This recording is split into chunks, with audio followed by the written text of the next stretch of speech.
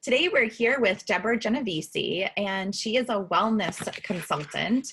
So Deborah, thank you so much for coming on today. We're going to chat a little bit about, well, maybe not a little bit, we're going to chat a bit about our hidden stressors keeping you in pain, exhausted, and overweight, which is very exciting to chat about. So Deborah, talk to us a little bit about how you got into this. Well, first, thank you for having me so much, Jen. This is great. I'm excited to be here. How I got here is that I was in a pretty bad state health-wise about 10 years ago, and had been for many years prior to that.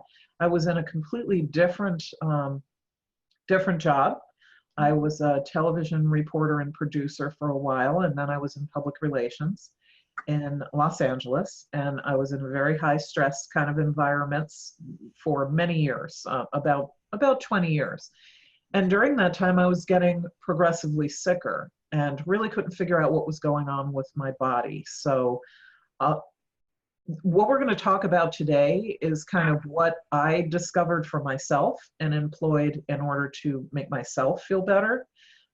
And what I use going forward with clients now, because I did have a complete change in what I was doing, left all the media stuff aside.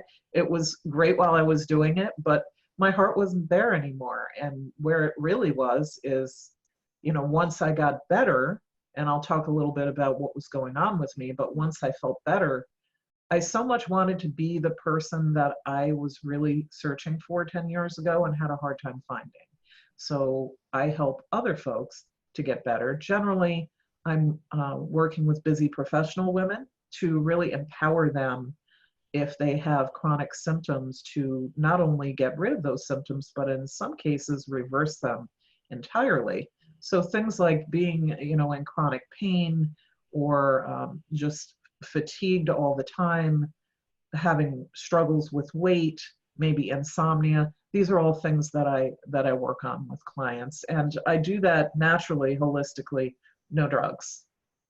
Yeah, which is amazing. I mean, your story, it just, you went from, really not paying attention to your body. Oh gosh, not at all. I was really, I had so many symptoms that were getting louder and louder, and we're going to get into that. I know one of the things we're going to talk about is hidden stressors, and I had a lot of those. And I kept ignoring them. And of course, what happens when you ignore your body? That little whisper gets louder and louder until it's a scream. And if you continue to ignore it like I did, your entire body will just shut you down. And that's pretty much what happened to me. I went from really just being completely racked with pain, essentially bedridden most days, and 70 pounds overweight, to, fast forward maybe year and a half later, 90% symptom free.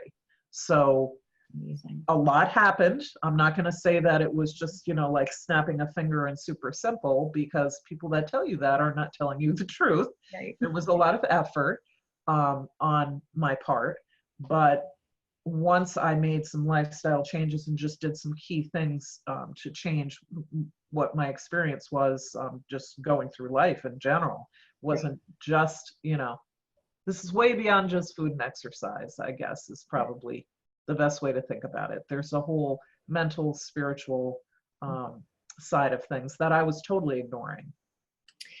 Yeah. So if, we have someone out, listening here, where would they start if they're like, you're hitting on something. I feel like, oh boy, like I need to start listening more to my body.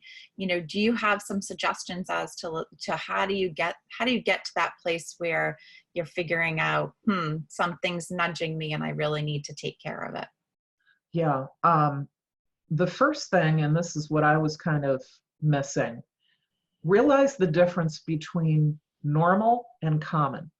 It is very common to have chronic symptoms, right? I mean, we all know people have headaches, people are tired all the time, maybe, women are having PMS every month, difficulty sleeping. These are things that are common, right? Oh, this happens to everybody. Well, just because it's common doesn't mean it's normal. What it is your body trying to get your attention, particularly when these things are chronic. I mean, if it's happening every now and again, that's a whole different thing. But when pretty much every day you're dealing with one or more of these things, that's very similar to, you know, if you were driving and your check engine light comes on, Yes. you can just keep pushing through and keep driving. You can try to drive faster and get through it, which is kind of what I was doing. Yeah. But you know, what's going to happen eventually? Well, the whole thing comes down, right? I mean, and even trying to take medicines or things like that, you're just putting a piece of masking tape over that check engine light. You're not solving the problem. So, you know, what I would say is that the first thing is to be aware that if you are having these kinds of symptoms and you're having them regularly, that may be common, but it is not normal. It is your body trying to tell you something.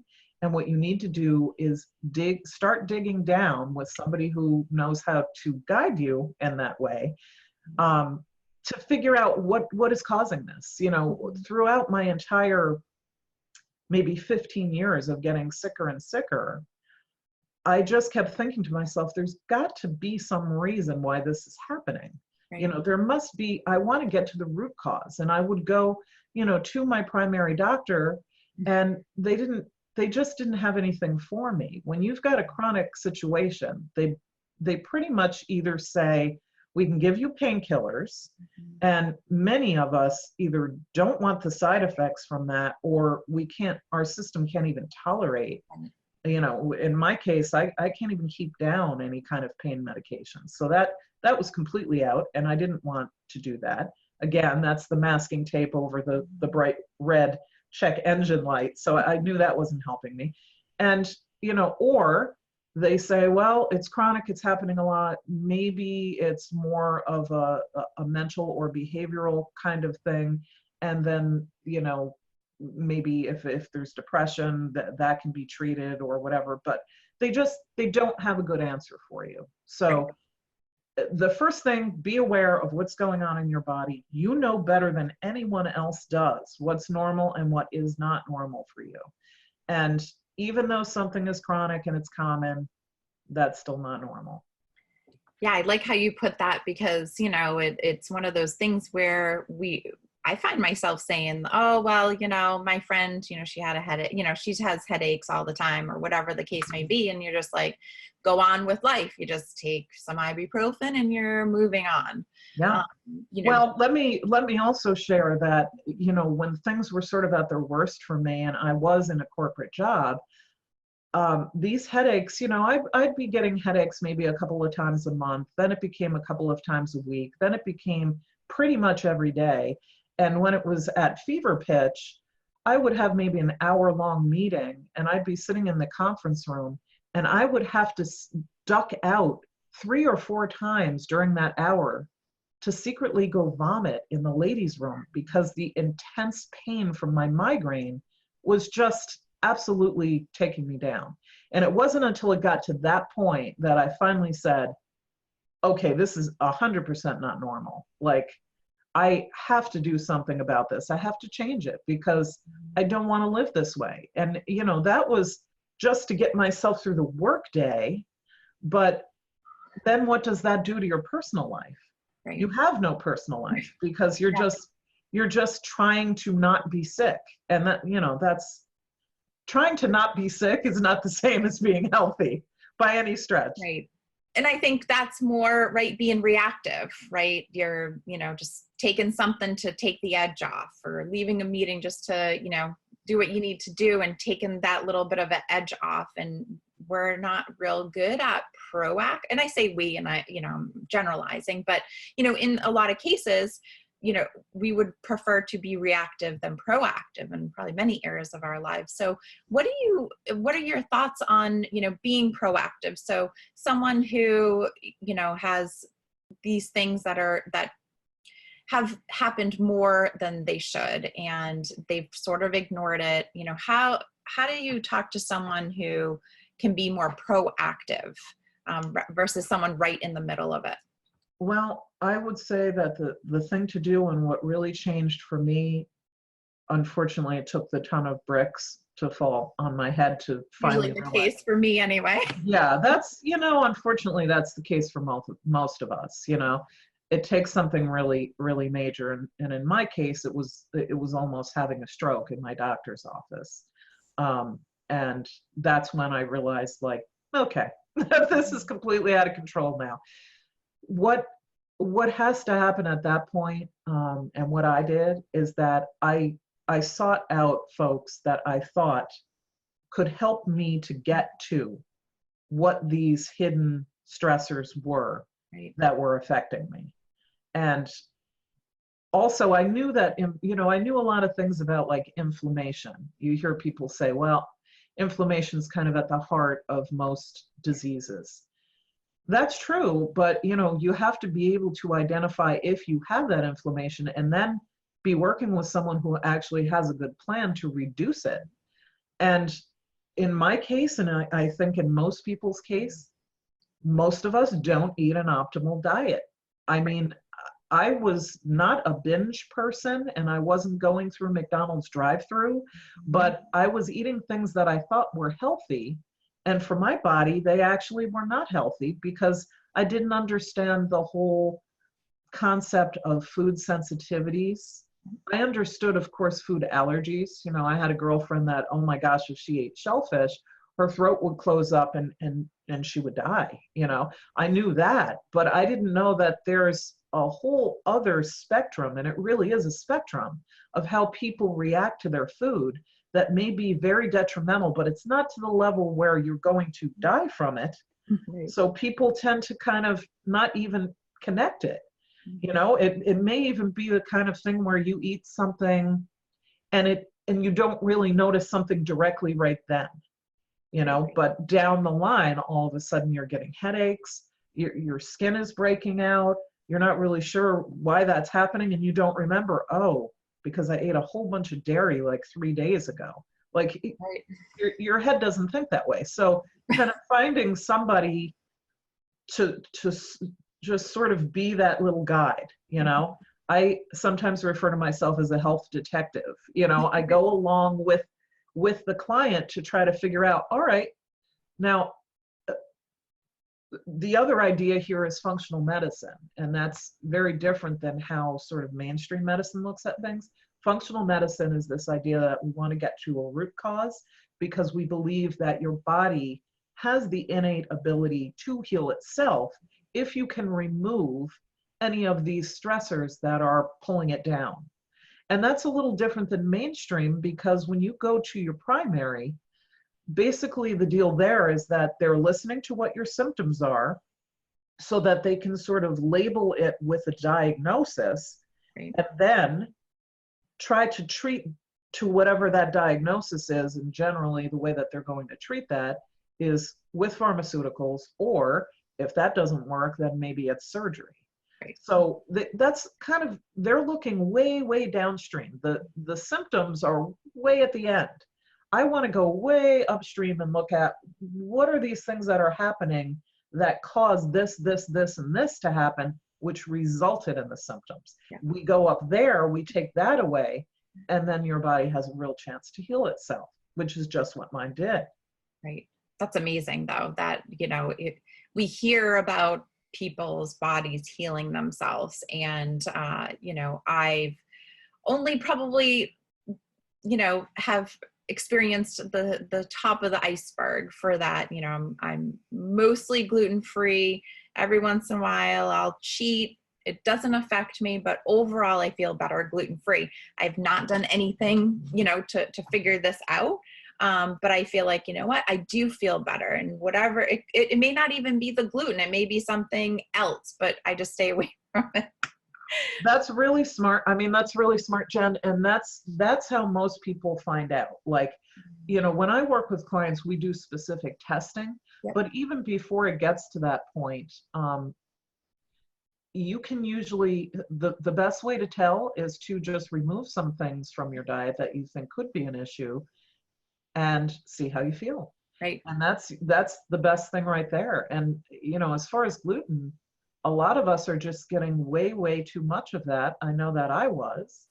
And there are other foods that are very high allergenic, high inflammation foods that are everywhere. Sugar, alcohol, soy.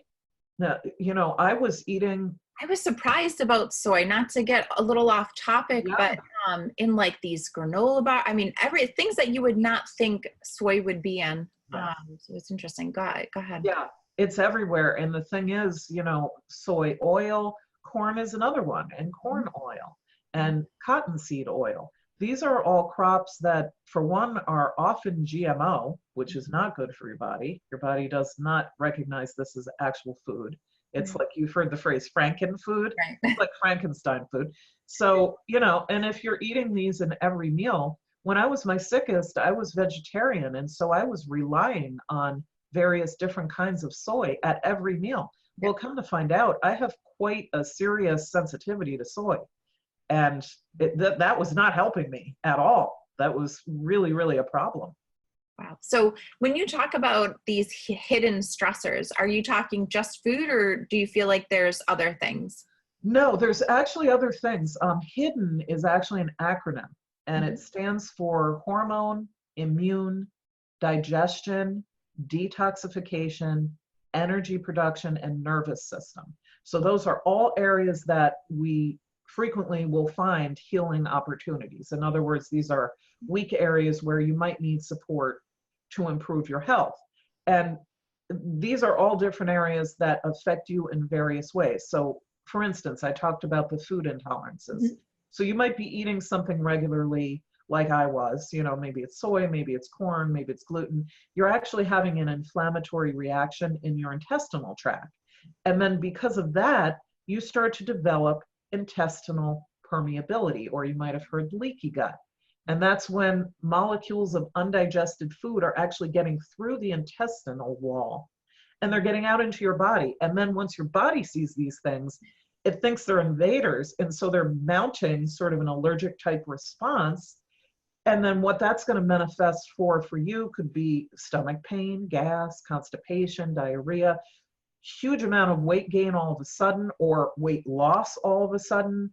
And on top of that, besides all those symptoms that you're going to be getting, and these are all things that were affecting me, since your intestinal tract is compromised, over time, you lose the ability to actually metabolize your food. You can't grab the nutrients out of there. You can't get the nutrients. And then you start having various vitamin and mineral deficiencies. So, that's only one example. That one is food related. Yeah. But, you can have a problem like that in your gut, and all of a sudden that's manifesting. Maybe you don't have stomach pain, but you have brain fog. You can't concentrate all of a sudden, or you're having mood swings, or it's affecting your skin. You've got eczema or hives or acne that you can't get rid of. And when that starts happening, you've got a wide open door now in your gut, which is where most of your immunity comes from, for any opportunistic disease, bacteria. It opens you up to all autoimmune diseases like MS and lupus, things that act like that, which would be like fibromyalgia is not technically autoimmune because your body's not technically attacking itself. It's more of the way fibromyalgia is sort of the way your central nervous system is acting. But all of those things happen kind of like usually affected by what you're eating, but then there are other things as well. And it depends where you are in that process. I mean, if you're just having foods that are bothering you every so often, your body can sort of keep up for a while. Right.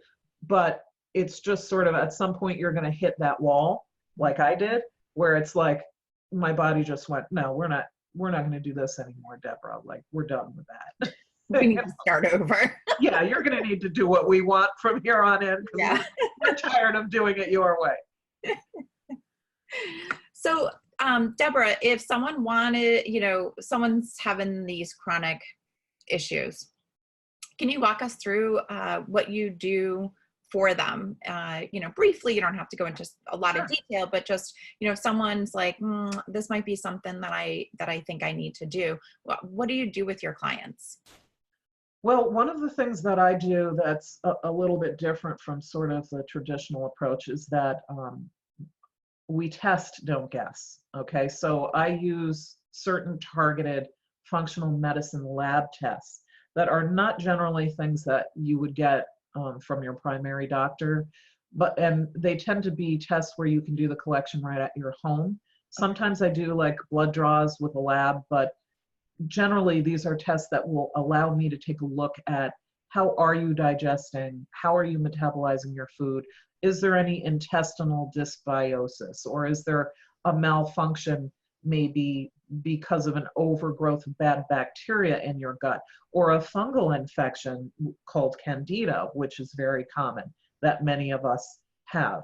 So I use those tests to get sort of a snapshot of your stress and hormone levels. We might look at food sensitivities, look at how you're detoxifying, how fast are you getting rid of toxins, what kinds of toxins might you have, and then we sort of correlate that with whatever you're telling me your symptoms are and how long you've had them. I have a rather long intake process where we go through, exactly what is going on with you, how long has it been going on, kind of putting that together with what happens on the lab test, then enables me to get the full picture of everything that's going on. We're not guessing, Right. Because there are things on these tests that specifically point towards X, Y, or Z. And then from that, I interpret it, and my training is in putting together a protocol using supplements and other lifestyle things like stress reduction, talking about your food and nutrition, talking about what you're doing for your exercise and movement. We put all of those things together and come up with a protocol. And what I call my protocol, it's called DRESS for Health Success. And the DRESS, again, is an acronym. I like acronyms. Yeah, it's diet, rest, exercise, stress reduction, and supplementation.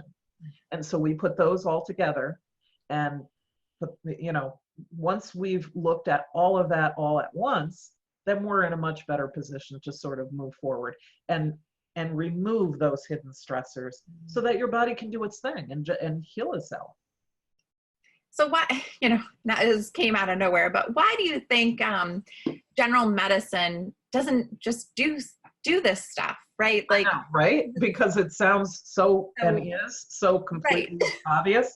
Right. Well, I'll tell you why. Because I don't think it's because they don't want to help. I think they do want to help. And mainstream medicine is very helpful in a traumatic situation. If you get in a car accident, you want to go to the ER, you don't want to call me, right? Putting things together, looking at the body as a machine and putting it back together, that's what they're pretty good at. What they're not good at is treating chronic symptoms. And unfortunately, fortunately and unfortunately, we have folks, a population that's aging. We're living much, much longer than we ever used to. It used to be, when everybody died at 60, right. This stuff wasn't as much of a problem because your body sort of gave out and you died before these things kind of really got a hold. But I think they're just trained, medical personnel are basically trained to label the problem, diagnose it, and then treat that diagnosis.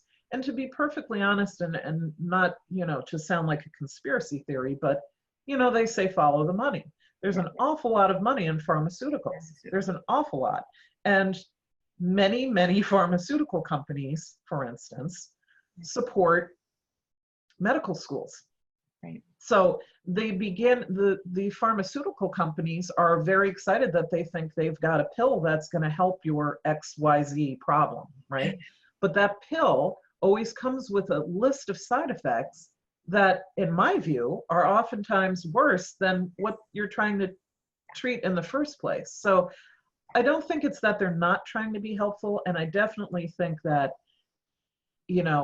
naturopathic and functional medicine needs to coexist with allopathic or traditional, what's considered mainstream. They need to work together. Yeah, and I feel like, maybe in the last like 5 or 10 years, it seems like, maybe there's some movement that way, but it, hasn't quite gotten there. And it might be just because, we're taking a hold of our health and saying, you know what, we're not going to take this anymore. We're going to go get a second opinion, and it's not going to be, with another, traditional doctor. It might be, someone, we'll call Eastern medicine. You said something, I forget what you said, where, trying an alternative to. Yes. And, more and more, these things that we consider alternative are not so alternative. Right. I mean, not very many years ago, chiropractic or acupuncture or suggesting that someone do yoga or Tai Chi was like, yeah, okay.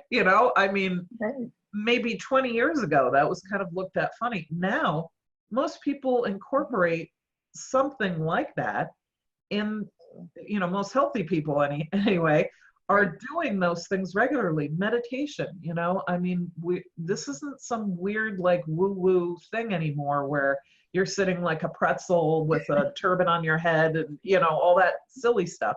I mean, if you want to do that, that's great, but all of those trappings are not necessary. It's just, I think people are becoming more and more aware of the fact that they've got needs that are not being met, and they are not going to, we don't die at 60 or 65, hopefully. Most of us live well beyond that, and we want to live well. I mean, we want to live, it's not just how many years can you live, it's like how long can you go still doing the things that you want to do in life, still having fun and being able to be a functioning member of society who's contributing in whatever way that makes you happy. Mm-hmm. Yeah, no, absolutely. Well, I think we've hit on quite a bit of information. So is there anything else that you want to touch on before we wrap up? I would just say one of the things that I like to share with people, which is a huge mistake that I made, and I think is really quite typical, is the mistake of thinking for many years that I would be able to handle this on my own and just be able to fix it. And what that ended up, because I mean, I'm a smart person. We're all smart people, right? And you'll hear a lot, well, I have the intranet. I mean, I can look. Well, it's not really a lack of information, actually.